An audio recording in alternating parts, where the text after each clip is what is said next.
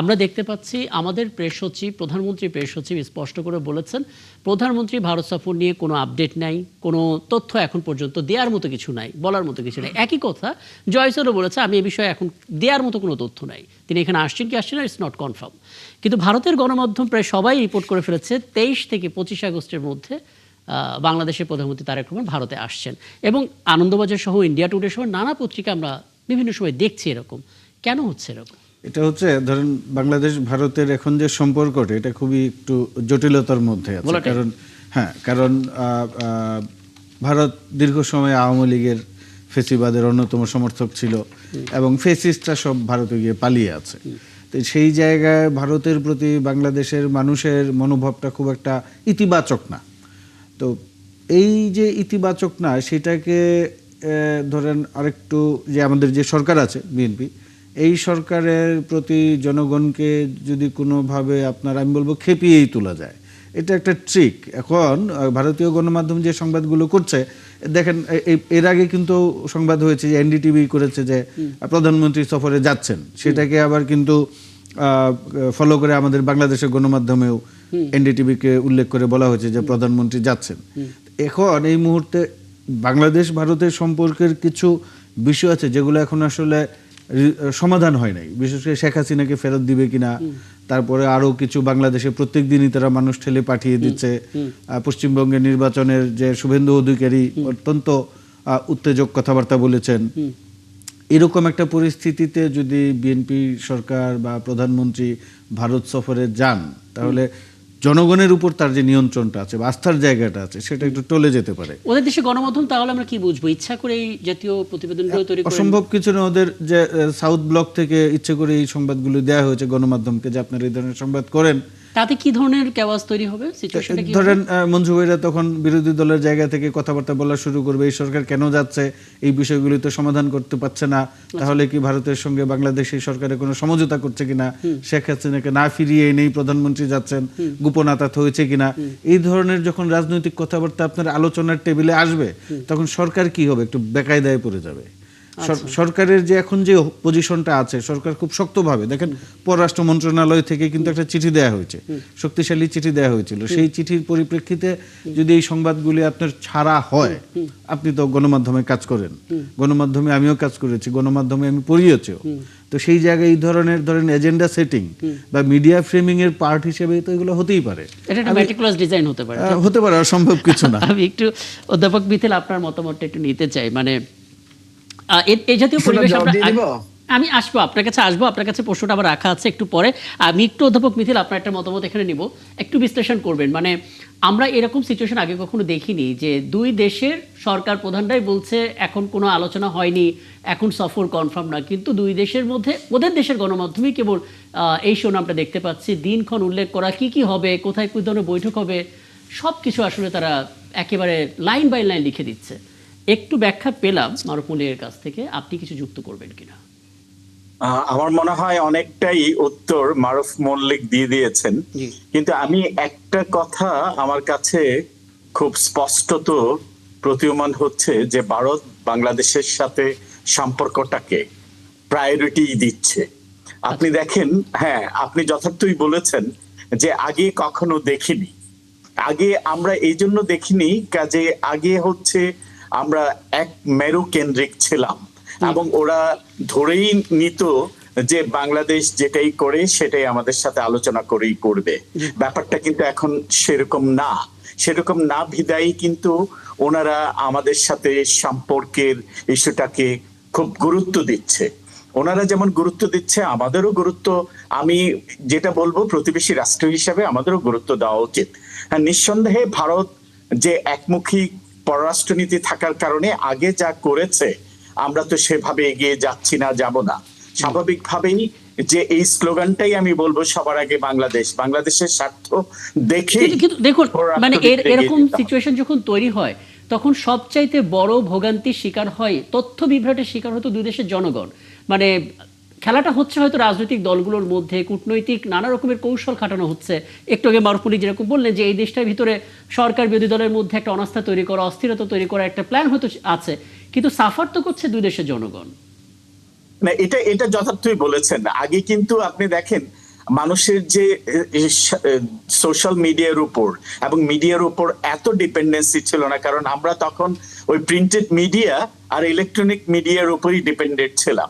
এখন কিন্তু সামাজিক মাধ্যমগুলো আপনি দেখেন এমন কিছু মুখরোচক নিউজ দিচ্ছে যেগুলোর অনেক ক্ষেত্রে আপনি রেফারেন্স ছাড়া দিচ্ছে, আসলে ফ্যাক্ট চেক করছে কিনা আমরা হয়তো পরে জানতে পাচ্ছি এটা ফেক নিউজ, এটা হয়তো পার্শিয়ালি ফেক, এটা হয়তো আসলে অথেন্টিক নিউজ না।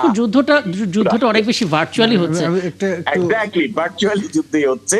এবং সেই জন্যই কিন্তু আপনি দেখেন ভার্চুয়ালি যখন একটা নিউজ পরিবেশন হয় সাথেই কিন্তু এটা আলোচনায় চলে আসে, এবং এটা আলোচনায় ততক্ষণ পর্যন্ত থাকবে যখন ফ্যাক্ট চেক হয় না। আচ্ছা অধ্যাপক মিথিল একটু কিছু জানতে চাইবেন মারুফ মল্লিক আপনার কাছে। জি, আপনি মিথিল ভাই, আপনি যে কথাটা বললেন যে ভারত বাংলাদেশের বিষয়টাকে প্রায়োরিটি দিচ্ছে, আসলে কিভাবে প্রায়োরিটি দিচ্ছে?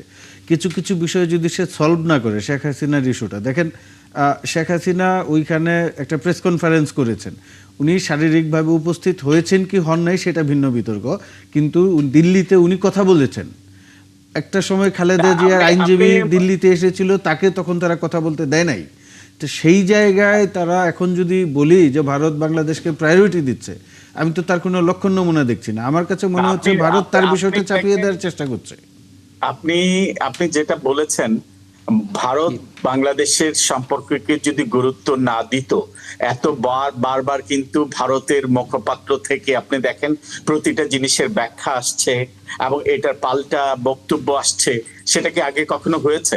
আর স্বাভাবিকভাবে পররাষ্ট্রনীতির ক্ষেত্রে একটা দেশ কিন্তু ট্রাম্প কার্ড রেখে দিতে চাবে। সেই হিসাবে আসলে যদিও বলছে আওয়ামী লীগের পক্ষ থেকে প্রপাগান্ডা হচ্ছে যে শেখ হাসিনা ফিরবে, ব্যাপারটা কিন্তু এটা আমি বলবো প্রতিবেশী রাষ্ট্রের একটা ট্রাম্প কার্ড হিসেবে ব্যবহার করছে, এবং এই ট্রাম্প কার্ডটা দিয়ে কিন্তু আলোচনায় আপনি দেখেন আলোচনার বসার জন্য হয়তো এই ট্রাম্প কার্ডটা ব্যবহার করছে। এটা একটা দেশের পার্ট অফ ডিপ্লোমেসি।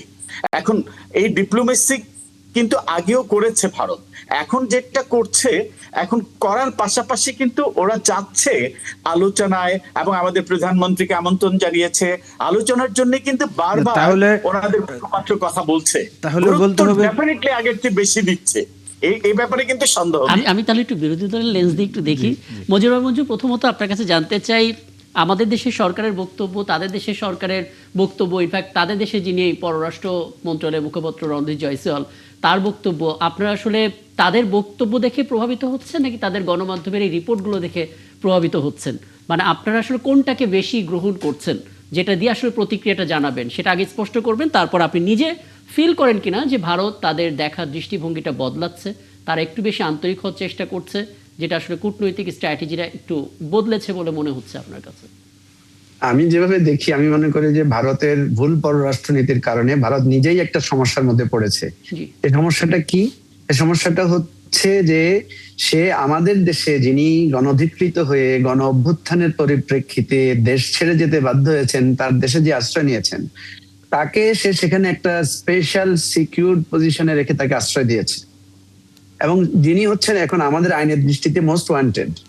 তো সেরকম একটা লোককে আশ্রয় দিয়ে, ধরেন আপনি আমি দুজনের মধ্যে একটা ডায়লগ হচ্ছে, আপনি আমার একটা শত্রুকে আপনার বাড়িতে আশ্রয় রেখে আপনি আমাকে সেখানে আমন্ত্রণ জানাচ্ছেন।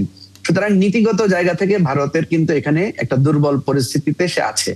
এখন থাকার কারণে সে দেখা যাচ্ছে যে এখানে সে একটা কূট রাজনৈতিক বা কূট কৌশলের আশ্রয় নিয়ে সেটাকে ঢাকার জন্য সে বারবার বলছে আমরা তো খুবই আন্তরিক, আমরা তো চাই আপনি আসুন, আসলে সব সমস্যার সমাধান হয়ে যাবে। সুতরাং এটা তো অত্যন্ত স্পষ্ট। এই যে আপনি যেটা বললেন যে বিরোধী দল কেন বলছে ন্যায্যতার সাথে বিষয়টা ডিল করার জন্য, কারণ এটা একটা খুবই ন্যায্য দাবি আমাদের। দেখেন, আমরা প্রথমত বলেছিলাম যে আমাদের যেই খুনি, লুটপাটকারী, লুটেরা বা মানে ফ্যাসিবাদী ক্যারেক্টারের প্রধান আইডল যিনি আপনার সেখানে আছেন, তাকে আপনি আইনগতভাবে ফেরত দেন। ভারত কিন্তু এই চিঠির কোনো জবাব দেয় নাই। দ্বিতীয় হচ্ছে, আমাদের রাষ্ট্র থেকে বলা হয়েছে যে তিনি যাতে সেখান থেকে বসে কোনো রাজনৈতিক তৎপরতা বা উস্কানিমূলক কার্যক্রম চালাতে না পারেন, কিন্তু আমরা দেখছি অনবরত তিনি চালাচ্ছেন।